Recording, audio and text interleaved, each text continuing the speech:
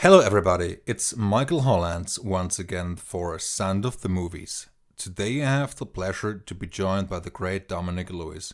On today's episode, we will discuss some of his most recent projects, such as Jolt, Peter Rabbit 2, and Monsters at Work. It is my pleasure to welcome Dominic Lewis. Hi, thank you for having me, Michael. It's great to have you on my show. Thank you very much for taking the time out of your schedule. I really appreciate that. Oh, my pleasure. And Dominic, at first, I would like to talk about your early days, actually, when you formed a couple of rock bands, you learned how to play the cello, and also I would like to talk about your experience singing in the choir. What can you tell me about those days? Oh, wow. Yeah, I mean, I started cello when I was three. My dad's a cellist, so I wanted to be just like dad. Um, and my mum's a singer, so I was sort of singing all the time at home. And then eventually, when I got old enough, I was singing in choirs. And my next door neighbor actually was a commercial and TV composer. So I was sang on a couple of commercials when I was like 7 or 8. And yeah, the rock bands and stuff sort of happened a bit later when the classical music was sort of, I was hitting the teenage years almost and wanted to play guitar and wanted to be a bit cooler and started forming bands and writing songs and all that kind of stuff. Back in those days, did you already have your heart set on film and TV? I didn't. No, I didn't. Well, when I was really young, I wanted to be like dad. And I wanted to be a cellist, and that's just a classical musician, if you will. Um, and then as I got older and started playing the guitar, the goal was to kind of be be a singer songwriter or a rock star of some form, shape, or fashion. Yeah, it wasn't until I met Rupert. Well, that's not true. My dad started doing film scores, so he was in a quartet. The quartet kind of ended, and he started doing sessions. So he started recording on a lot of film scores, a lot of pop stuff. Um, so that kind of introduced me into the film world and what was going on with film music at that time. So I was already kind of getting into it. I'd already fallen in love with John Williams and Alan Silvestri when I met Rupert. So meeting Rupert and figuring out that that was a way I could go with music was a catalyst. But yeah, it wasn't until those teenage years that I figured out that film music was the path for me. And you met Rupert, if I'm not mistaken, during your time at the Royal Academy of Music, am I right? It was actually before that. I met Rupert when I was at high school. I went to high school with his stepdaughter. Um, and I believe it was her birthday or one of our friends' birthday, and Rupert was there.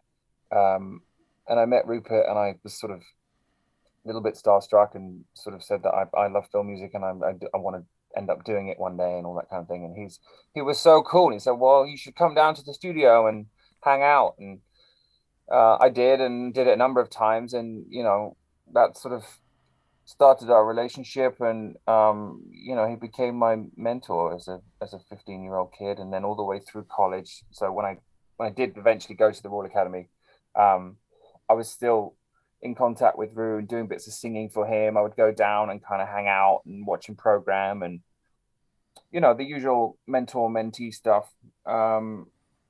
Yeah, so yeah, I met him earlier, but the relationship kind of blossomed at the academy, and then obviously when I left, he helped me get into the business. So Great. I mean, also, Rupert is a fantastic composer and also he's very experienced. So what do you think your takeaway was from working with him and learning the ropes to an extent? What can you tell me about that, about his tutelage, if you will? it was it was kind of amazing for him to give so much time to a kid essentially. I mean, he was responsible for teaching me how to program. Orchestral programming is my orchestral program is very much rooted with him. He would take breaks and say, "Why don't you save as and try scoring the rest of this scene?" And oftentimes it would be too elaborate, and I would be trying too hard. But it was more kind of that. And anytime I had a cool arrangement that I thought was a cool arrangement, I could send him, and he'd give me his feedback. And um, he'd be doing I can't remember what was the TV show he was doing. I think it was The Prisoner. He was scoring The Prisoner, and he'd asked me to do some vocals. It was stuff like that. And then when I was at the academy, I came out to LA when he was living here, and he was doing B movie at the time. So just getting to experience that, which I know was a challenge for him.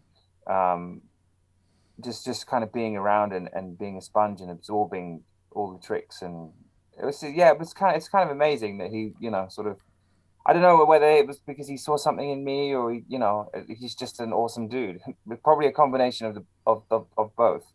Um, but yeah, I wouldn't be where I am today without his guidance and support. He's been utterly fantastic. Great. Yes, he's a very great guy. I like him a lot, and also his music. So I bet he taught you a lot, and then eventually, as you became more experienced yourself, and when you were starting out in the business, Dominic, you also got to work on films such as Kingsman, The Secret Service, X-Men, First Class, also with Henry Jackman. And Yeah. did this collaboration lead eventually to your collaboration with him on the Man in the High Castle? Yes, it did. 100%. I mean, I worked with Henry for 5 years on those movies you mentioned, and many, many more. Um, and yeah, Henry was a big part of me being where I am. I mean, he again, with all of these guys, whether it's Henry or Hans or John Powell or Ramin Javadi, all the people I've been lucky enough to work with as a young composer, I just, I've said it in other interviews that I wanted to be a sponge and kind of just absorb as much as I could from these amazing musicians and composers. Um, and Henry was a very prominent part of my additional music career, and he taught me so many things, musically, and how to sort of interpret directors, and and sort of making sure that you're the person that is able to kind of take what they say, whether it's a note or whatever, and apply that to the music, and making sure they're feeling like they're being heard and things are changing in the right place and stuff. So um yeah, the collaborations with Henry were super important for me. And yes, they did eventually lead to Man in the High Castle. We did the pilot together. He really loved the project, but was just too busy to kind of take it on himself. So because of our long relationship working together, he suggested that to the to the execs that we do a co-write, and thankfully for me, they said yes. And yeah, we did the pilot together, and then I sort of took over, and he'd check in once in a while. But yeah, I mean, that was sort of, other than I'd done Freebirds before that, by myself, but that was kind of like the first sort of critically acclaimed thing that I'd been a part of as the named composer. So that was big for me. No, that was a big help. And then after season one of Man in the High Castle, you handled all the subsequent episodes all by yourself, right? Yeah, yeah, yeah. I mean, a lot of season one too. I mean, as I said, Henry would check in and Yes. written the themes together. But most of season one was me kind of going it alone. And then two, yeah, he very kindly said that I could take over the show, and I ran with it for another 3 seasons. So yeah, it's a big part of um my library still. It's one of the things that a lot of people still comment on. I love your score for High Castle, and as I say, it's one of the few things that's been critically acclaimed that I've been a part of. So it's a really nice part of my discography, if you will. I mean, I recently started to rewatch Man in the High Castle, but due to also my schedule, I haven't gotten around to rewatch all four seasons. But it's a very good show, and I can't wait to rewatch all of the episodes. So that's really cool and a great accomplishment. Congratulations, Dominic. Thanks. And you also mentioned something which I think is really important also for composers and up and coming composers, interpreting directors. What can you tell me or our audience about that? Learning the language of a director and communicating with them to make sure you're on the same page?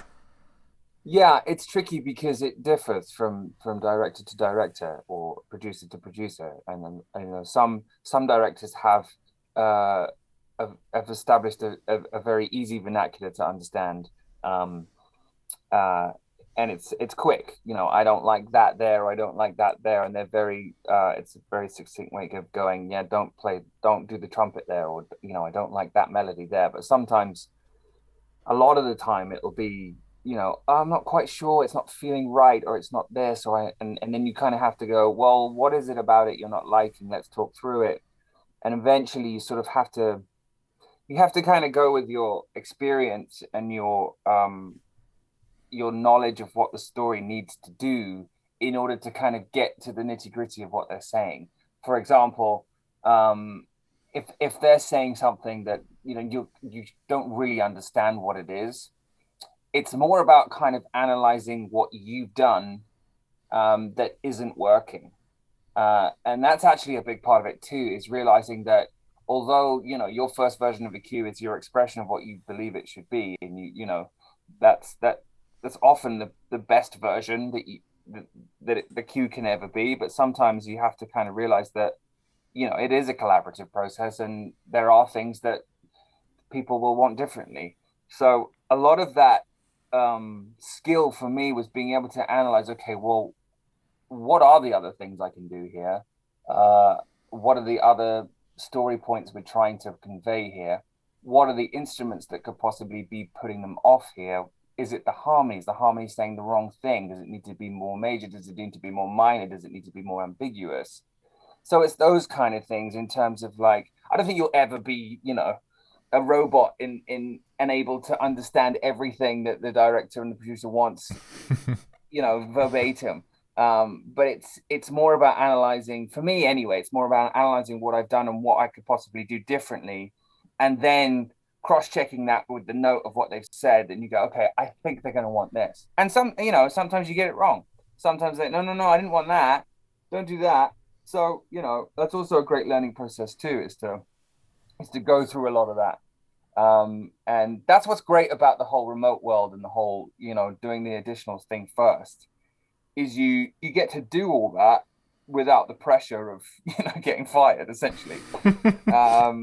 So it's I feel it's really important to kind of learn from people like Henry and John, and Hans is the master at it, in kind of just reading the room and understanding what it is. And, like, as an additional composer, I would sort of, I'd hear what the director says, I'd hear what the solution was from either Hans or Henry or Rupert or whoever it was, and then kind of join the dots and go, okay, well, that, in direct talk means this in producer talk means that.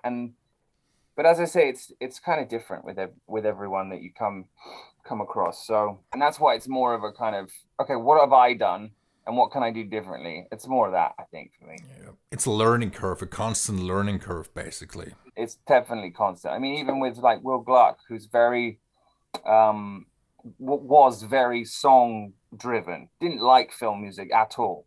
In fact, made jokes about how he doesn't like it in other movies. That was a whole learning curve for me, learning how to kind of bring Will into this world of film music and storytelling, and show him that it can work, and that it isn't all kind of cheesy nonsense and trying to manipulate the audience and doing to this and that and this. So, Who made the jokes? I didn't get that acoustically. I'm sorry. Will Gluck, Ah, the director of the Peter Rabbit movies.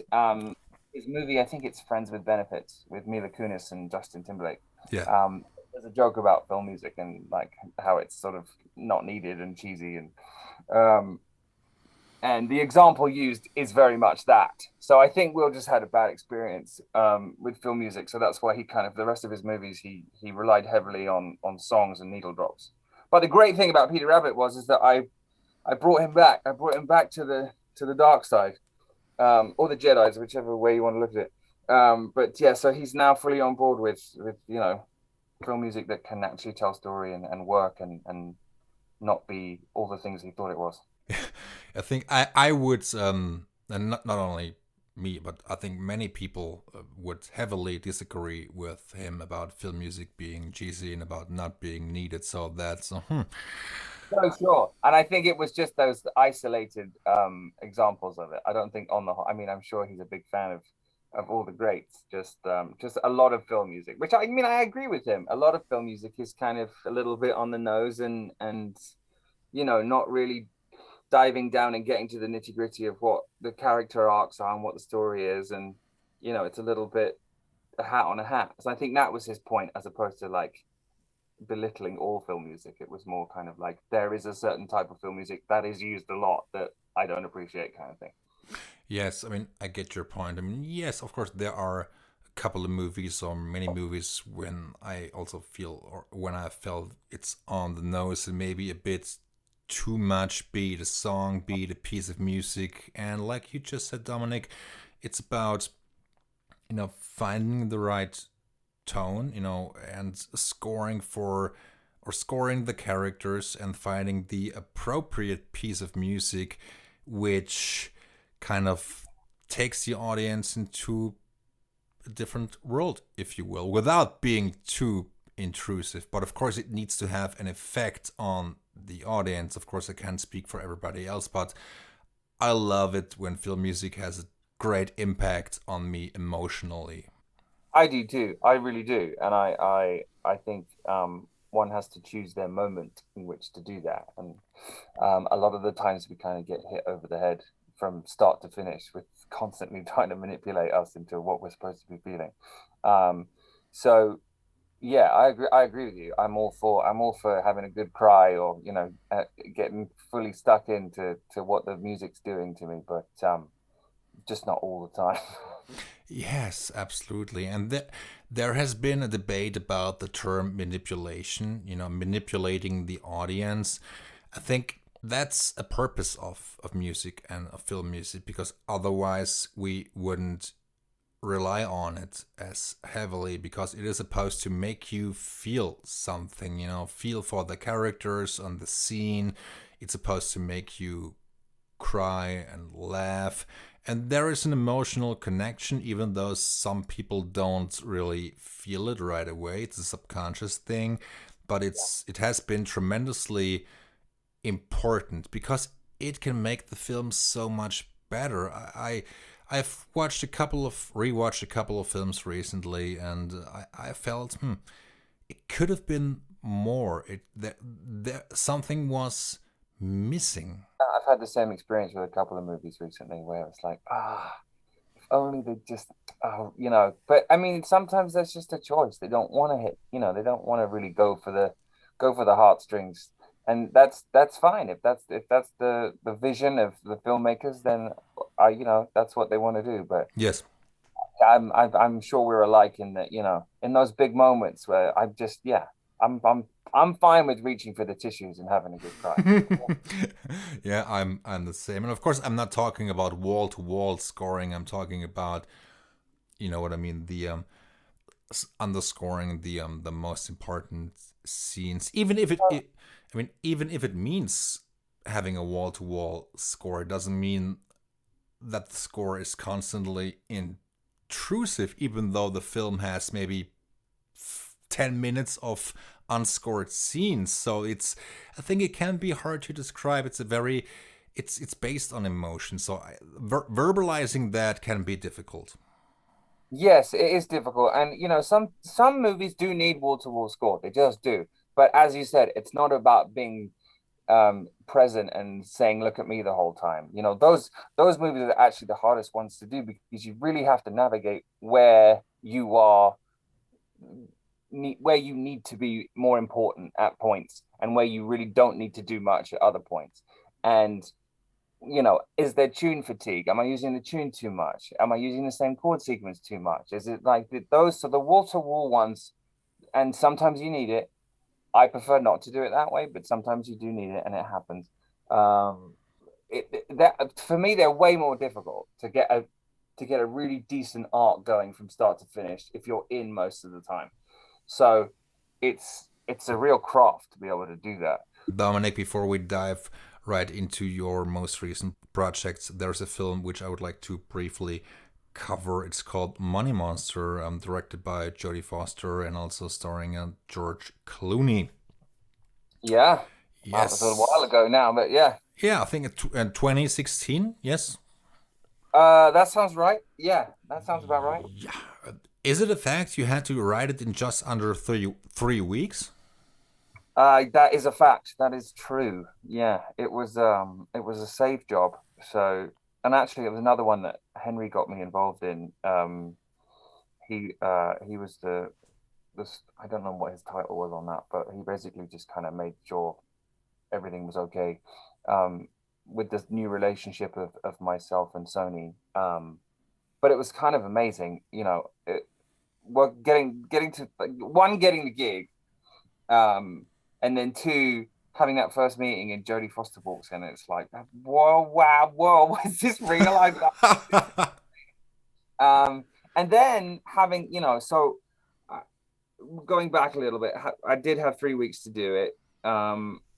So I basically just got all these sounds from stock market, modern, old school stock market, modern stock market, just put it all in the sequencer. Started just messing around with stuff, like putting things through delays, tuning them down, overly compressing them, sticking through like my favorite plugins and all that kind of stuff.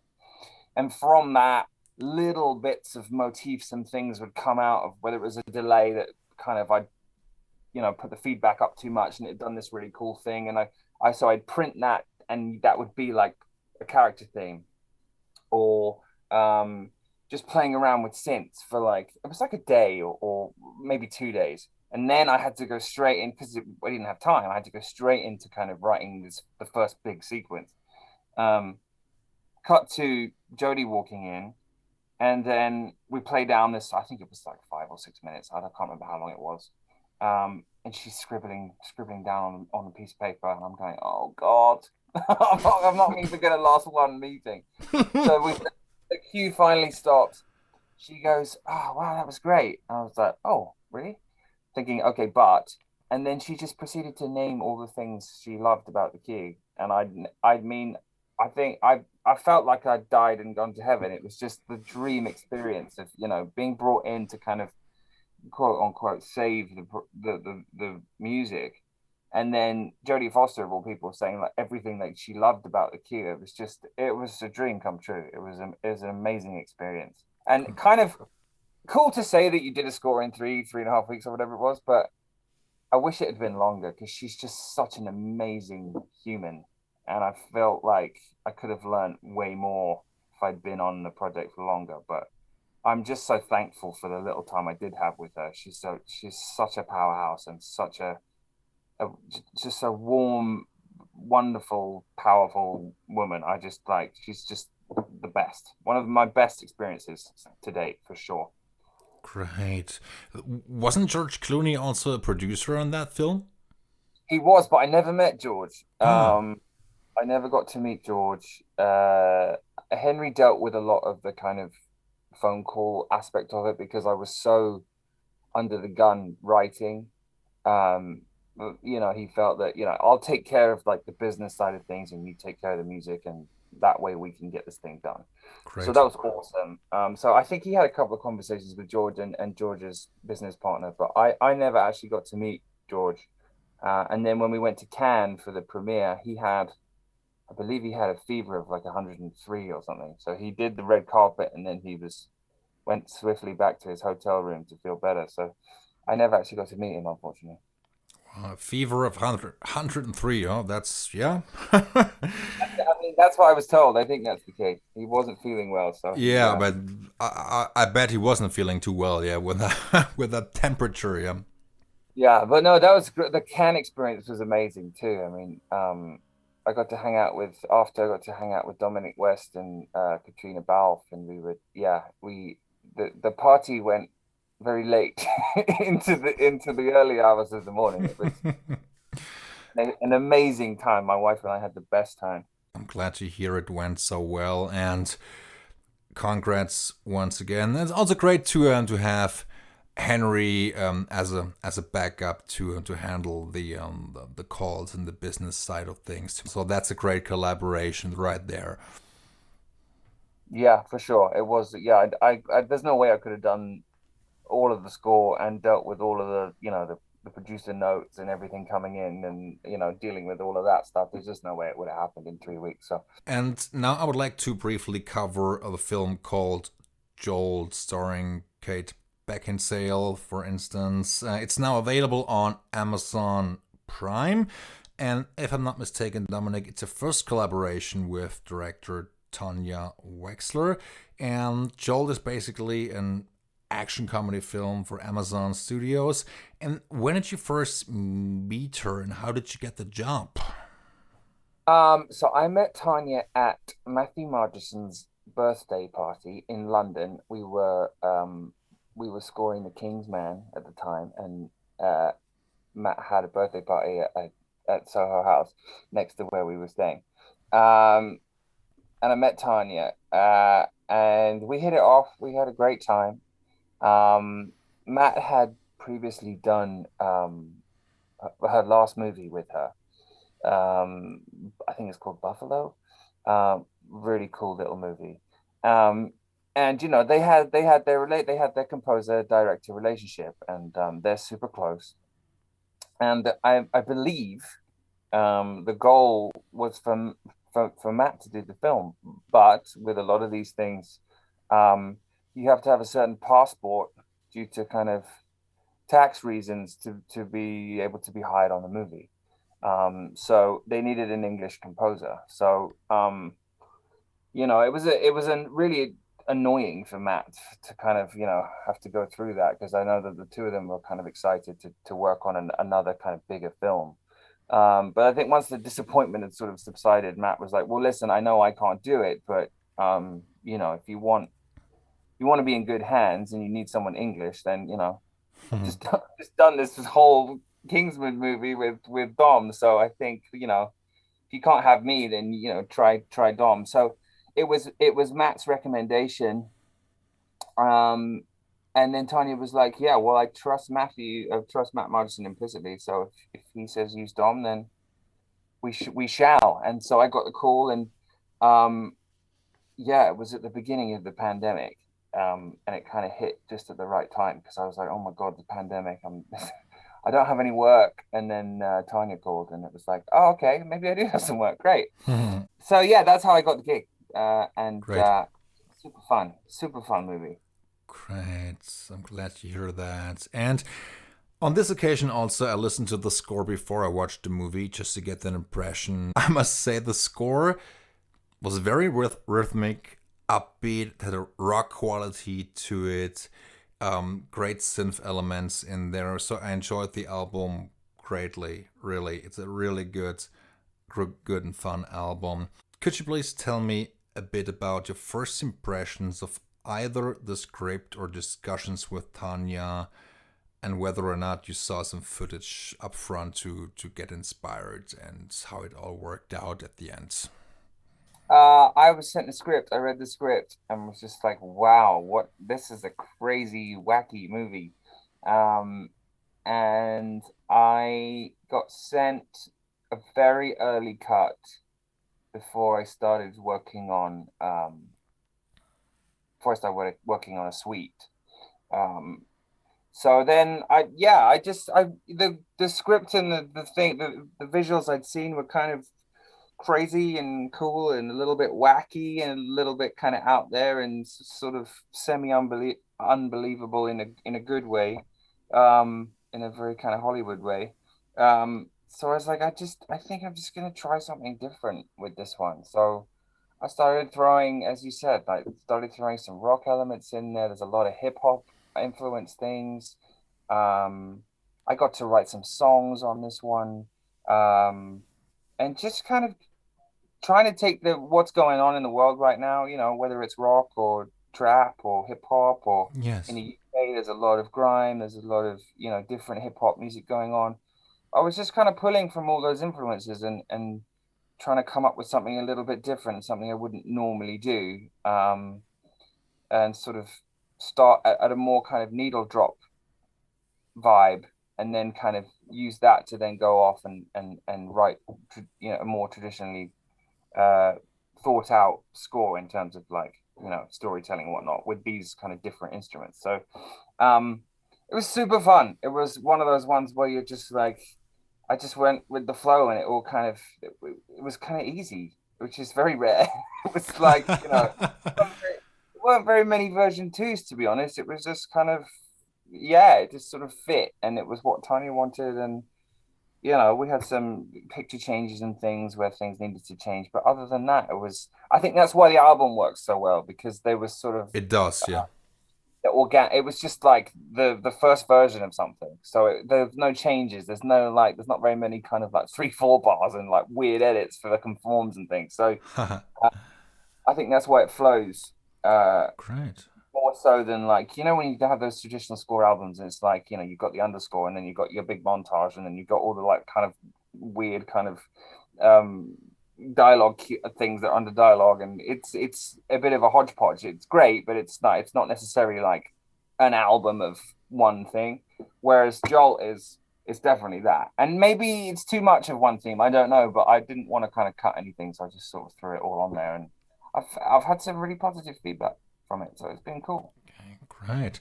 And of course, it's great if you get the opportunity to write the score and also throw in some hip hop elements and great vocal arrangements. And also, on top of that, if you get the chance to write for a character which is as, let's say, unpredictable, interesting, and also as volatile as Lindy Lewis. Yeah. Well, yeah, we share the same last name. No, she's an awesome character, and honestly, it was really really great to kind of feed off that energy of her. Um, Kate's just, I think she's brilliant in this film. She's funny, and she's dynamic, and she's crazy, and she's cool, and so that's sort of what I was trying to do with the music, really. I hope I succeeded to a certain point, but it was very much Lindy's character that influenced my choices for the score. Thank you very much, Dominic, for elaborating on that. And I would like to talk briefly about Peter Rabbit 2. You had also scored the first Peter Rabbit, and you briefly mentioned that you had to perhaps convince the director, I hope I'm not misquoting you, to go back to let's say more traditional score, or to have film music in the first place, as opposed to just using a couple of songs. So Peter Rabbit 2, of course, is serious film music and also complex film music for a, let's say, subtle subject and family oriented entertainment. What can you tell me about that? Music for the sequel, revisiting old friends and still exploring new ideas. Yeah, as you say, it was really nice to revisit the old chums and come up with a couple of new themes. Um, but yeah, I mean, I'd never really done a sequel before. Followed myself anyway. So it was really nice to not have the pressure of kind of coming up with a main theme that worked. And as we said earlier, that I had to kind of get Will to dip his toe in the water first, and then we eventually got him swimming in the film music world. So the first one was kind of started with the band elements and getting him into kind of that vibe, and then slowly but surely kind of smacking a big orchestra on top of it, and he was in. So the second one was a lot smoother. We both had that. We both trusted each other more. We knew what the other one was about, and we can, it was a smoother process. I mean, with those movies, because of the way they're crafted in terms of real life action and animation, a lot of things are changing right up to the last minute. So that's always tricky to deal with. But essentially, again, that was kind of, there were version twos and threes, but it was because of conforms as opposed to Will, not liking what was going on. So yeah, it's a tough one, a sequel. You want to be kind of nostalgic for the first one, but you don't want to kind of do the same thing. So you want to give people the feeling of the first one and revisit those themes, but you also kind of want to take it to the next step. So it was great to kind of have a different location to play with. So off the bat, changing the percussion out from kind of gardening things and plant pots to trash cans and things you'd find in the city or town. So, and just doing little things like that. And then we have sort of a bad bunch of characters that I had to write a new theme for, and kind of another sort of like hopeful theme I wrote for the whole gang of our favorite characters. And so yeah, it was really nice. It's I'd like to do more sequels. It's a very pleasant experience, kind of rearranging things. So if it kind of feels a bit like I was an additional again, kind of taking a theme that already existed and making new things out of it. It was kind of cool, Right. and a process that I was very familiar with. Great. Thank you, Dominic. And of course, I can imagine those films being a lot of fun to score. I mean, it's a let's say you can write an upbeat full orchestral score and writing for animals basically, and Monsters at Work is a let's say another example of just that, a television series based on Monsters Inc. from 2001, which at that time was scored by Randy Newman. Yeah. And I listened to the score again a couple of days ago, and you once again got the chance to work some orchestral magic on this one. Did you go back and do some research, or did you prefer to have not a preconceived idea, and also in terms of the original Monsters Inc. and Randy Newman score? Well, I was sort of obsessed with it all when it came out, so I didn't really have to revisit it. This sort of lives in my head. And also having small children, every few months that movie goes on. So um, I well, it's very daunting firstly, it's extremely daunting to follow someone like Randy, who's an absolute legend. Um, but no, I kind of wanted to sort of just have it live up in my head, and not revisit it and get too close to the original material, because I wanted to bring what I bring to something. Um, and we decided that we weren't going to do anything to picture off the bat. We were just going to kind of, I was given sheets with what the characters looked like, and what their qualities were, and their character, sort of a character assessment. And then yeah, just started writing themes. Bob's Ganaway was like, I really want really kind of earwormy, catchy themes for all of our main characters. So I don't want to work on any episodes yet or animatics. I just want to get these themes nailed. So I spent a couple of months just sort of going through each character and going through versions of different things, and really kind of honing in on the jazz elements of the original scores. Randy's music as a whole is definitely based in the jazz world, but Monsters Inc. I would say more so. Um, so yeah, I had to kind of revisit the real book, and go back to kind of my college days, and sort of refresh my jazz chops. But it was super cool. I just wanted to go for kind of a more intimate start with sort of a smaller jazz band, much like the opening titles, I guess. But a more kind of Birth of Cool, Miles Davis kind of sound, and sort of work my way up from there. So start there, much like I did with Peter Rabbit. Start with the bare bones, and then kind of add the orchestra slowly but surely. Um, and it's cool. I mean, and it's not just it's not just that. I get to write in all different kinds of genres with this TV series. So um, it's been crazy fun. Yeah, I hope they do a second season. I've got my fingers crossed. So we'll see. And I hope they ask me back. Let's hope so. And I think, I mean, it must be great fun to write for a jazz ensemble. I think you just don't get to do that on a daily basis anymore. So I think that's a challenge in itself, also. Definitely, yeah, definitely. I mean, and especially for me, it's definitely not my. It's not the first genre I'd say was you know, my best genre, but I really enjoy it. I mean, I've been writing stuff that's jazz, has jazz influences for since I was, as we spoke about earlier, being at school and college and being in bands and things. Um, so it was really nice to do that, and it was really nice to be able to sing a lot on the show. Doing the a cappella of Randy's main theme. was just sort of a one. I was just sort of like, oh, why don't I just try it like this? Because they were looking for something that was a bit different. They didn't want to just completely copy um, Randy's version. And you know, if nothing worked, then we were just going to have to re-record Randy's version anyway and use that. But I just on a whim just did this a cappella thing, and everyone kind of lost their mind for it and really loved it and decided to put it at the front of every show. So yeah, I mean, I do love singing, and I love to sing as much as I can on scores. But sometimes, you know, it's one of those tricky instruments, the voice. It can either enhance something or it can kind of pull you out of the movie. It depends on what's going on. So it's always nice to be able to sing on stuff. And it's also great to have or to get to write multiple versions of a theme in the main title, the a cappella version, which you just mentioned, which I think worked beautifully. And so one of my favorite pieces on the album is Angel Hair, actually. Oh, really? Yeah, I love that cue. Yes, absolutely. My roots in choirs and classical music was very useful for that piece of music. So, yeah, I basically had to write a kind of not an aria, but like a something you'd hear in church for one of the characters. Um, so it was super fun, really fun.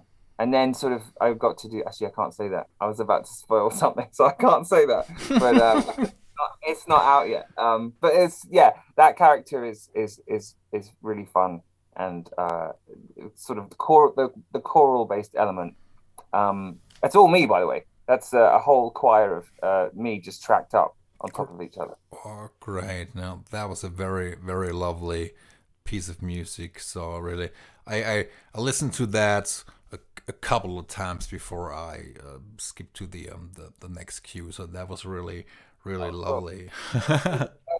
Super fun to record because I basically was just impersonating all the people over the years I've been in choirs with, from like old disheveled men to kind of crazy ladies and like all sorts of different members of the choirs. I basically just impersonated all of the people I'd been in choirs with, and that it resulted in Angel Hair.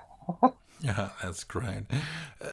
Dominic, do you actually have a different approach for animated characters versus a live action movie, or is the writing process exactly the same for you personally? I think subconsciously it's different. I'd like to say that I don't have a different view on whether it's live action or animation, but I think just inherently in what you're allowed to, I don't, for want of a better phrase, get away with animation. You can be way more floral with the orchestra, and it fits the picture, and it's kind of necessary. Um, and when you try and do that in a live action film, it just doesn't work. Doesn't work anymore. Yes. Depending on what it is. Some movies, yes, of course you can do that, and thankfully I think it's coming back a little bit. You know, with things like Jungle Cruise and those kind of movies, you can get away with that kind of style and that kind of writing. But most of the time, you're trying to be cool and different and push the envelope, and it's got to be cutting edge orchestral music, and it's like anytime you stick a woodwind run in there or some kind of complex orchestral textures, you kind of get slapped on the wrist and said no, no, no, no, we don't want that, it sounds like animation. So I think subconsciously there is a different way for me in how I approach it, but essentially I'm still starting at the piano with okay, what's my theme, unless it's something like Money Monster and heavily synth based, when the synths need to create the material for me. So, for something like The King's Man, or for Monsters at Work, or for whatever it is, I'll start at the piano and okay, what's the theme, and make sure the theme really works properly on a piano before I go to the sequencer and start orchestrating it out for all the different instruments. And you just mentioned the King's Man. It's as I understand, a prequel to the King's Man Secret Service. That's right. Yes. I co-wrote it with Mr. Matthew Marchison. Right. Can you share some information about it already? Yeah, I mean, Matt and I have worked together in the wings for so long. It was so lovely to do it. Well, I mean, we said to each other we want to do a co-write at some point, and it just happened that the Kingsman franchise brought us that opportunity. So we were on the movie a long time because of COVID and, some character changes and some story changes, but uh I love working with Matt. I mean, even when we were additionals, we just complement each other really well, you know. And actually, on this one, we got a chance to kind of change hats sometimes because Matt tends to be the guy that, well, in the past, in our remote days, you know, Matt would take care of the action stuff, and I take care of the kind of emotional, lovey-dovey stuff, and you know, we got to kind of switch it up on this one and do a bit of everything. So yeah, I don't know how much I can say. I can say that it's a you know purely orchestral score. There's no synth or any form of band instrument anywhere near it. But it's crazy. It was yeah, it was crazy. The whole thing was crazy and insanely fun to do. And we got to record in London with my dad and on his 70th birthday, and it was just yeah, it was a pretty cool experience. Yeah, we're super proud of the score. Where we really like we both said not long ago, and we were just chatting and just like, you know, we both went, dude, this score is like, it's really good. I think people are gonna love it. So I hope that's the case, that we're not in our own little world and, you know, other people love it. But I guess we'll see in December. Great, looking forward to it. And Dominic, if we have time for one more question, I would like to ask you about the spotting process and also the process when it comes to communication with the filmmakers. I mean, there are basically two scenarios. I mean, of course, the best case scenario is or being the pleased filmmaker. You know, when they love what you're doing and you have a common ground and everybody is happy. Versus the moment when they may tell you they expected something else or something different. How do you handle that? Sure, yeah. I mean, it's the tightrope we all walk, really. I mean, it's lovely when things are going well and, you know, no one has notes, but it's extremely rare. And, you know, it takes a while to get on the same page sometimes. Um, but I think it's very important from my point of view is just to be open and not, it's very easy to take things personally, and it's never personal. Uh, in my experience, I mean, maybe in other people's experiences, but it's never personal. It's just, you know, it's the vision of whoever it might be, whether it's a producer or a director. So when you present something that's not, you know, not liked immediately, it's important to kind of be self-reflecting. Go, okay, well, what can I do differently here? What are they asking for? And not kind of get too self-conscious about it and not get too reactionary about it. I mean, there becomes a point sometimes on a project where the notes coming in and you feel like you're being asked to make the music worse sometimes, and that's the most challenging. Like, it's not quite that. That's the wrong. I phrased that wrong. In doing a certain note, one could feel that the music's getting worse. Is what I meant. So Yes. it's important. It's important at that point to really dig deep and not just to kind of settle for something that you know within, you know, the sound effects and all that kind of stuff within the movie, it's going to work, it'll be fine, it'll get the cue through, it'll get it approved. That's the point at which you really have to dig deep and go, okay, no, I'm not going to take the easy road here. I'm going to make sure that this is all going to work in the film, on the soundtrack, streaming on Spotify, whatever it might be.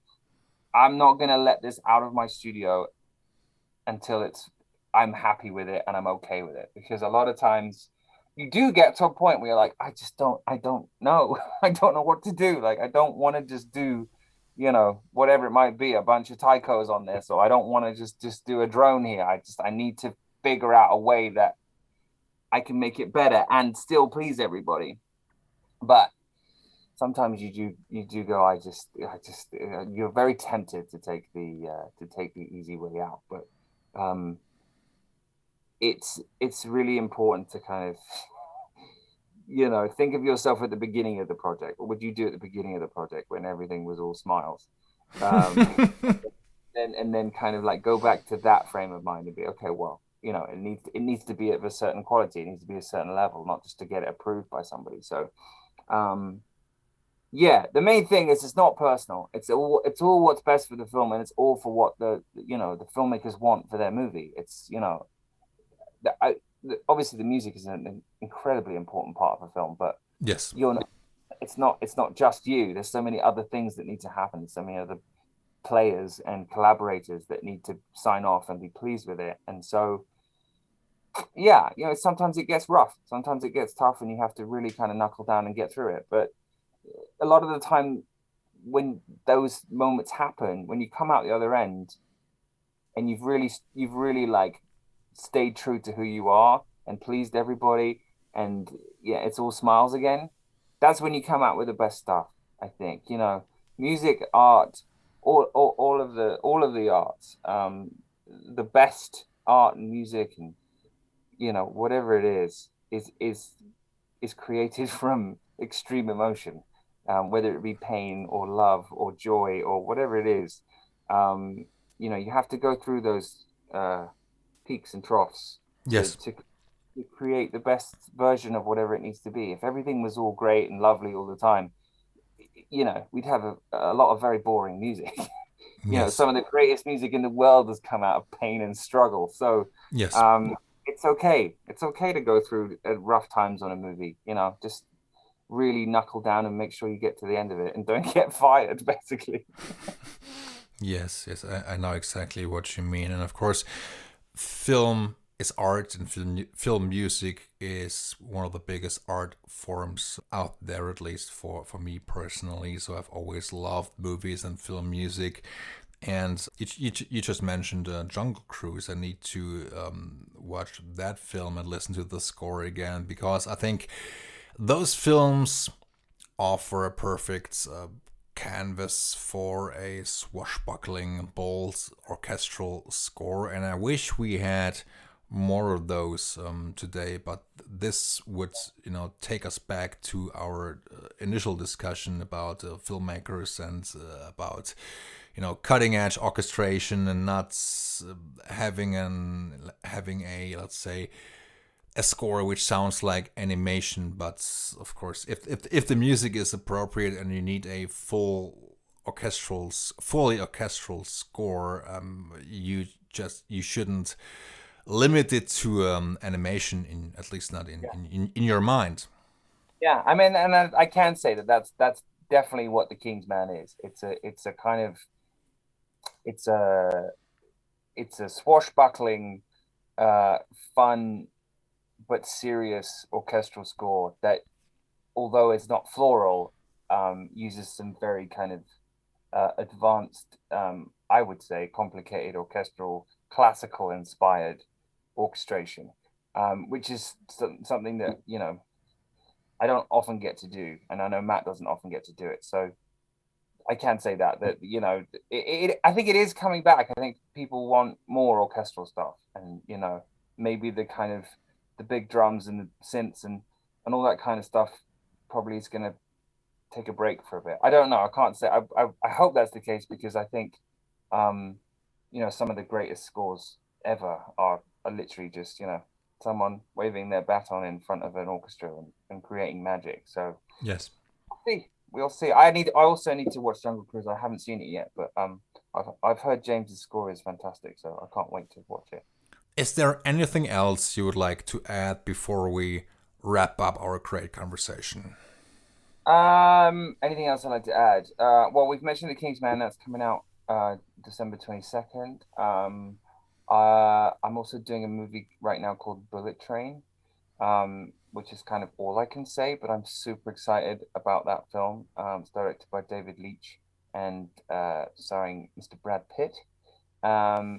So that's super cool. I do have to pinch myself regularly that I'm on that movie. So Great. super fun, yeah. So Fantastic. yeah, that's about it really. That's all I've got, and I've got some Baymax shorts that I'm working on. The Big Hero 6 character Baymax. Um, I'm doing those shorts, which is nice to kind of mix it up and stay in the animated world. So I have no idea when they're coming out, but they will be out at some point next year, I think. Great. Fantastic. Thank you. Dominic, thank you so very much for taking so much time out of your schedule. I really appreciate that. I had a great time talking to you, and I hope you enjoyed the conversation as well. Oh, definitely. Thank you. Yeah, thanks for having me. My pleasure. Had a great time. Great. I'm looking forward to more conversations down the road. And thanks again, and stay safe, stay healthy, and have a nice day. Likewise. Thank you, Michael. Take care. Take care. Bye.